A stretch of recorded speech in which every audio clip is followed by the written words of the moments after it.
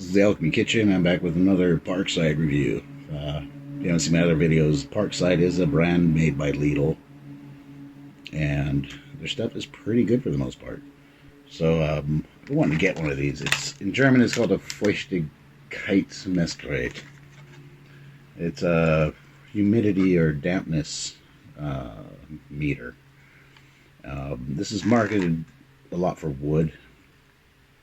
Firewood has gotten really expensive, and if you've ever bought wood that wasn't cured, that wasn't dry, you'll know it really sucks, and you can't tell until you buy it and you try to burn it. Not only does it suck to burn, but it's not good for your chimney either. It makes a lot of crap. I'm not doing an unboxing videos. I never do. This is the package it came in, just a blister pack. It was marked down 30%. I wanted to get one, and I saw that. I was like, hell yeah. 3-year guarantee. So normally it's €12.99. This was marked down 30%, so that's €9.09. It's about the same as dollars right now. Little thing came with 2 AAA batteries included. It's got a little plastic cover because the prongs are kind of sharp on it, and a couple multifunction buttons. So we have the power button, which also when you do a reading, so if it's like somewhere where you're reaching and you can't see it, you can hit the lock button, and that'll lock the reading it gives. And we have 6 different settings for different materials. We'll go through that in a minute. The first one is wood,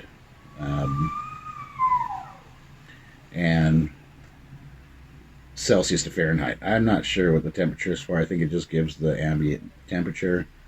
Hold down the bottom button to power it up. And why it's saying, oh, I pushed lock for some reason.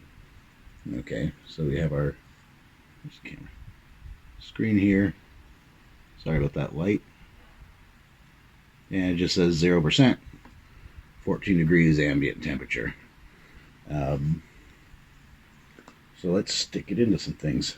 Got some firewood here. This is some birch I got from work. It was sitting in the back, and I don't know when it was cut, so I'm kind of curious. That's nice and dry,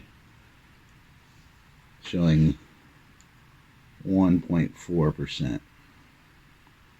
And I don't know why my camera mirrors when it's in cell. I don't hate that. But yeah, 1.4%, which is great. It comes with instructions, and it's in English. No, it's in German, Italian, and French. That's what I hate about the Lidl in Germany. Some stuff occasionally comes with it in English, mostly doesn't. It's pretty self-explanatory for the use, but it does have this useful chart saying 6 to 15% is optimal for firewood. 16 to 20% is okay. It's like a borderline. 21% and up, you don't want to use it for firewood in a stove, or you don't want to put that through your chimney. It's not going to be good firewood. We have 6 different settings.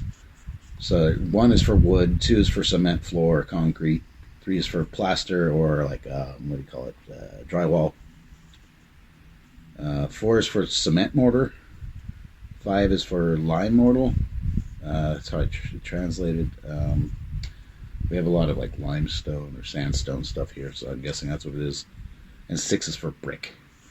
So every time you click that top button, it's going to cycle through 1, 2, 3, 4, 5, and 6. And after it's not being used for, I can't remember how long, it turns itself off, which is always cool. Small plastic case, but pretty sturdy, like a lot of the Parkside stuff. It's plastic. So I got a piece of, I'm not sure what it is. It was some kind of evergreen. I think this was cut more recently. So put that 0. And you can, I mean, of course, if you go into the bark, that's showing 1.5. Usually it's going to give a higher reading. Yeah, 1.4 at the end grain. And into the actual wood, 1.4. 1.4. Just out of curiosity, I have some about this handle material. It's oak. It's supposedly about 200 years old, and should be bone dry, I'm guessing. Yes. So I actually have quite a few uses for this. there's a lot of work I do with knife handles with wood, and that's good to know. Sometimes you have to dry it out so it doesn't warp and split on you after you assemble it. Uh, I've had my fair share of plumbing problems and leaks and that stuff, and they always bring something like this. It's probably more expensive to check the walls after there's a leak. They're supposed to come last Monday, but everyone's sick with COVID and didn't show up. And yet to let us know when they plan to show up. So I know some spots in the house. I'll take the camera in a minute and show you where you're going to see. All right, it starts going off the, the numbers go up really high. Where we're still waiting. They have to like tear off the surface of the wall and put these machines to dry out the wall. So yeah, it's pretty useful. If you have a leak or you think you do, you can see where the damage is. Firewood's great use.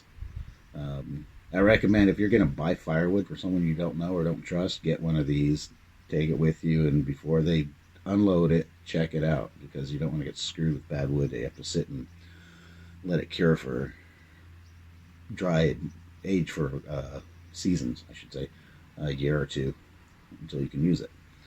So we'll take this inside to where we did have the leak. We'll try it on a few other random pieces. So I'm not sure what the wall is made out of, but outside it should be a plaster. So I'm going to go to setting number 3. All right, so this area in the house right above here is the bathroom, and that's where it was leaking. You can kind of, I don't know if you can see it with this light. It's almost dark outside. And that area, you can, in better light, you can see where the water was causing some damage. I'm going to go ahead and hit that first. It's still on setting 1, I believe. No, I put it to 2, so I went to change that. Oops. That's hard to see in this light. 1. All right. I can't really see it from here, so I'm just going to stick it in and hit the lock button. And we have, surprisingly, 0. I don't want to, I mean, these prongs are pretty sharp, and wood, you should kind of jab it in a little bit. I don't want to totally screw up this, because I don't know if they're going to replace it with insurance and what they're going to do. So let me try again in between the boards. That's showing dry, so that's good. It's a good sign. I'm not getting any readings there, so we'll go to setting 3. All right, and I mean, that wall is definitely, you can see the water damage here. It's I can feel it. It's really damp. So that might be like when it's 100%. I don't know. I have to look that up, to be honest. If someone knows, let me know. So let's clear that. Go up higher. It's giving the HI again. What the hell? Maybe because the setting I have it on. That's for plaster. So let's see. Let's try for like cement. Oops. Now it's saying 4.5. Let's go up higher. 4.1, 3.8. All right, so into the laundry room. This is all like this sandstone, really old building. So first I want to try it on the wood, the door. I'm sure that's humid too. It's been raining all week. So I want to put it on setting number 1. And that, yeah, see, it's a little bit, it's going up to, moving all over. There we go. Almost 16%. Try the inside of the door. Maybe that kind of been moving because the door was not, it was kind of moving as I was pushing the prongs in. So that's steady now, close to it. 16.2. Now I'm going to go to 3. Or no, I have to look. See, that's the thing. That's my only complaint so far is you got to remember what those numbers are for the settings, and don't lose the manual otherwise, or find it online. But it's that's kind of annoying.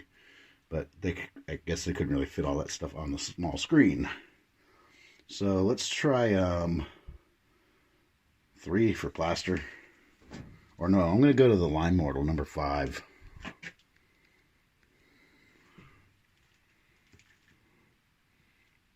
And jumps up to high, which, yeah, these are super humid in here. That's not a big surprise. Then we get here where it's drier and it's going, sorry, focus, getting a lower reading.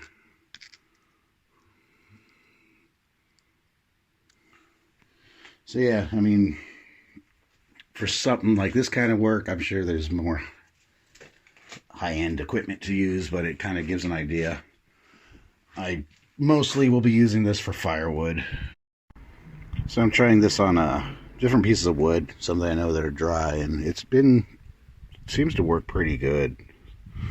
This piece was getting rained on. Yeah, it's 20.1%, dropping about, it keeps going up and down, but now it's somewhere in there. It's kind of changing the more I stick the prongs in. And that's what's nice with this lock button. When you're putting it upside down, you can't see it. Hit the lock button, and yeah, of course it's more there because it's getting rained on.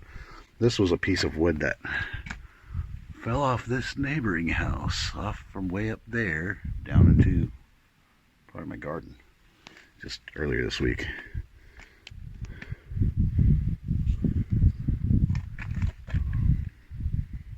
It's at 14.4.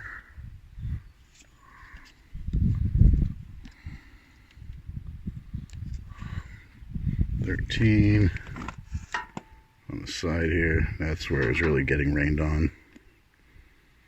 You see that's going all the way up to 38.2.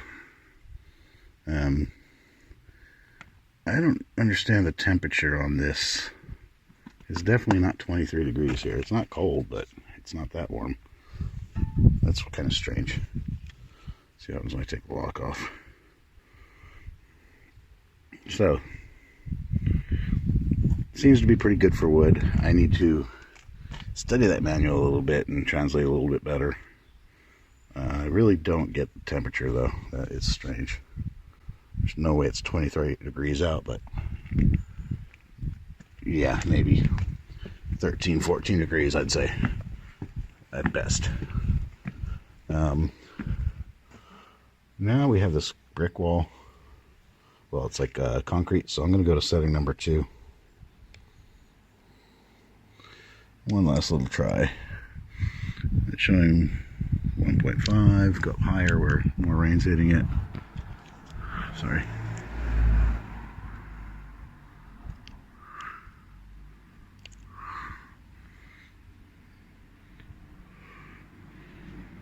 $1.7. Let's try the wood to my workshop.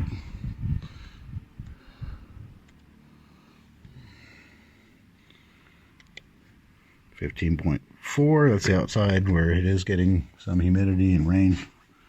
Yeah, I mean, could be a useful little device for me. For the price, it's definitely worth it, especially if you're getting firewood. That's it for this time. I might do a follow-up on this once I get some of the other details down on it. But this is, by the way,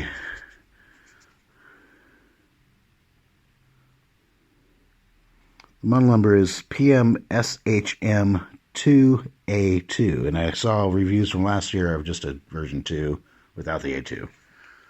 Or a 2A. So I guess this is their newest one. I don't know what has changed since their last one. They do that a lot with their products where they'll like make a newer version and change things sometimes for the better. So I'm kind of curious what the difference are, what the improvements are with this one. But for $10, it's really, or 13. I think I'll find it pretty useful. That's it for this time. Thanks for watching.